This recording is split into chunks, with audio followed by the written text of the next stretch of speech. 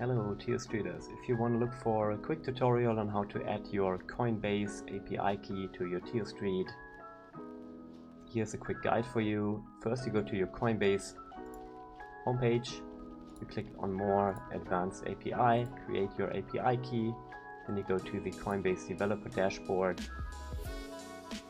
you click on API Keys, create API key, you name your API key, for example Tealstreet. You whitelist all the addresses that you need to whitelist for Coinbase. Over here, if you click Exchange Coinbase, you copy them in, you select Trade, Create and Download, complete two-factor authentication, which I need to quickly do. 935.